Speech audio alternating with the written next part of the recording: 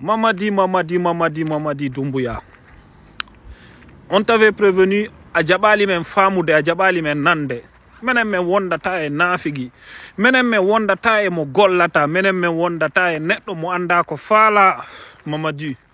Adjeti mbudding, adjeti lagine en otage. Aujourd'hui tu es dans le pétrin.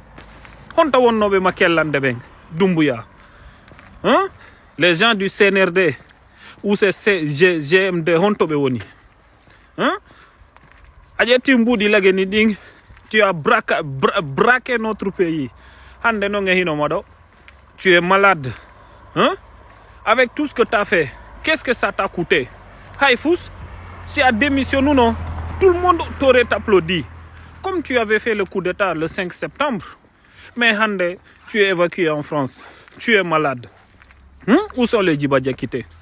Honto Djiba. Honto Amara Kamara. Mianda ko Amara Honno. Hein? Honto Bala Samoura. Mamadi, franchement, tu connais mal la Guinée. C'est pourquoi, Anka Djanano la Guinée. Tu as fait toute ta vie en Occident. Hande Hinomodo. Les Djiba Diakité sont plus malins que toi. Ils t'ont applaudi. Tu les as gavés de l'argent. Aujourd'hui, tu es dans le pétrin. Tu es malade. On ne te voit plus. On t'a évacué ici en Europe. Hein? Mamadi, tu vas regretter. Franchement, on t'avait prévenu. Ko dundo be inata Guinée. Men kellante ha men ukama ka ngay ka men ngacci dama horema.